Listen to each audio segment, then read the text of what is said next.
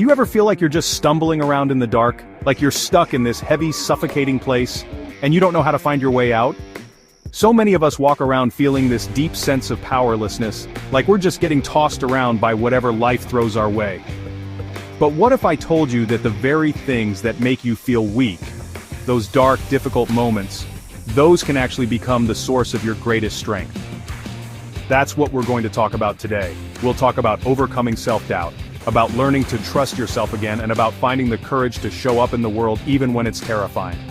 This isn't about pretending to be happy all the time.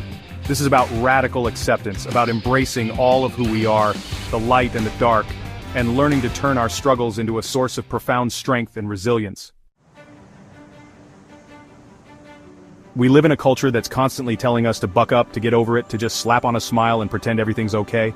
But you know what? That doesn't work. Because the truth is, when we numb the hard feelings, we numb everything. We numb the joy, the love, the gratitude.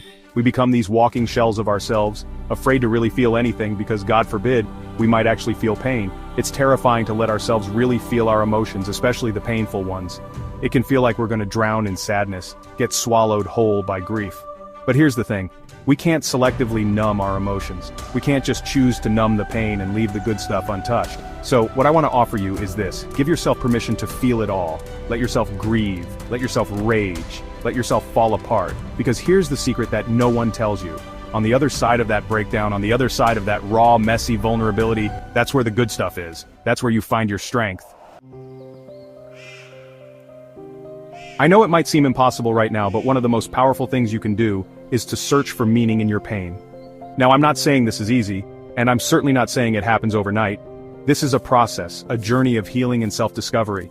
But I can tell you from my own research and from witnessing the resilience of the human spirit time and time again, that finding meaning in our struggles can be transformative. It's about asking yourself those tough questions. What did I learn from this experience? How can I use my pain to help others? How can I turn this experience into something positive? For some people, meaning comes from honoring the memory of a loved one. Maybe by starting a foundation in their name or continuing their legacy of kindness. For others, it's about channeling their grief into creative expression, like writing, painting, or music.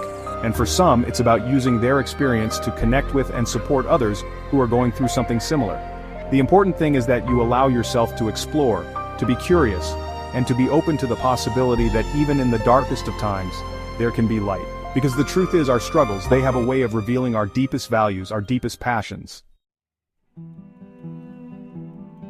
This one might seem obvious, but when we're grieving, when we're hurting, taking care of ourselves can be the last thing on our minds.